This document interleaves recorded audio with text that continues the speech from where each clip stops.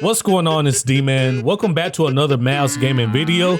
In this video, we're talking about the meta of 2K22. I want to help you all out by giving you tips on how to stop that left-right cheese. If you play Park, Rec, or Pro-Am, you know what I mean. Just a little disclaimer, some people are just good. They know the left-right cheese, they know how to make a read, and they're just overall tough at 2K. It's not a lot you can do about that. But for the people that play Rec, you'll run into a bunch of imitators that try to play that way, but they just can't. And so I'm going to teach you how to beat these players, because at the end of the day, everybody's beatable on 2K. So you load up in a Rec game, and this is the first thing you see. Left, right, right, left, right. And they're way too fast, right? Well, maybe for one-on-one. The first tip I want to give you is to not only put your lockdown on this point guard, but you also need to hedge the pick and roll. And when I mean hedge, I mean hard hedge, almost double this PG. Therefore, if they go to the left, they'll run into a defender. If they go to the right, a defender will be there too. It's tough with the hard hedge. It's tough to read because you don't know if somebody's doubling or switching. And so as a PG, you have to make a read or call a play. When you're sending the hedge, and like I said, I prefer a hard hedge, which isn't necessary all the time.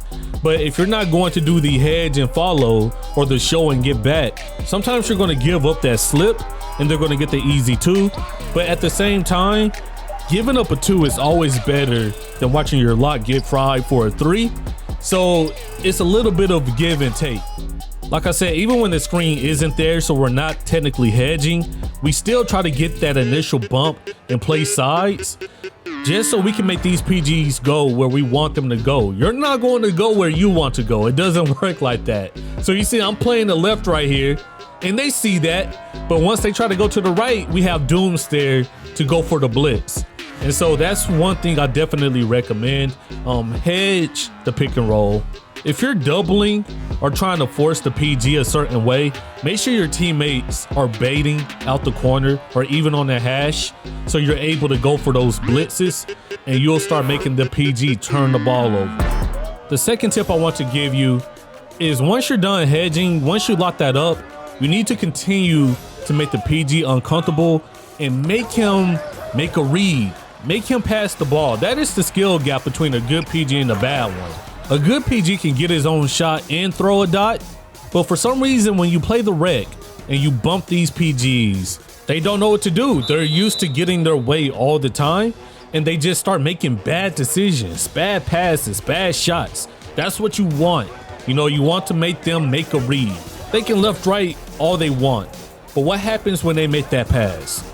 Does it lead to an assist? Probably not. It'll most likely lead to a turnover, mainly because you're applying pressure, and some of these left-righters in the Rec are not used to that type of pressure, so they don't know what to do. And so that's one way to force turnovers. So for my last piece of advice, which is personally my favorite, make the other teammates beat you. It's funny because when you play these people at the Rec, and once again I want to say Rec and high-level Pro-Am are two completely different things, but most of us play the Rec, right? And once you play these people at the Rec, you can tell that they're really ball dominant and their teammates don't get any rep. And when your teammates aren't getting rep, they really don't know what to do in these situations. And because of that, they will fold. I promise you they will fold. So if we lose to Charlie Murph 007, we lose to Charlie Murph 007. I won't be upset about that. The thing I'll be upset about is losing to the main ball handler that got the way the whole time. So will you completely shut down everybody? Of course not. But they're going to have to play the game, whether that's on offense or defense. Of course, I'm showing mainly defense right now, but it goes for the other end. Don't let the lockdown do all the work. The same point guard that is left-righting on your screen, they're hiding in the corner on defense, so you attack them. Make all 5 people play defense and offense. And I promise you, if you do that, you'll start beating some of these people that think they're so nice at 2K22 because they can zigzag with the 5'9" or 5'10" PG. So those are my top 3 tips for stopping the zigzag. It starts with team defense. Hard hedge on that pick and roll on that screen that they're using to try to get open. Once again, that requires your corners to play too sometimes. you're hashed to play 2 people sometimes, but I guarantee it's for the best. And it'll also improve your bait game. Also, make sure you're making the PG pass the ball, because they won't be good passes. They're so used to just going left, right that they don't know what to do when they're forced to pass.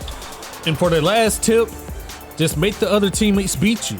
They don't know what they're doing because they're so busy watching their PG, which is kind of wild. So I hope this video was able to help you all out a little bit. If you're new to Mavs Gaming, be sure to subscribe. We drop tip videos, build videos, anything to help you out with NBA 2K22. You all be easy and take care. Peace.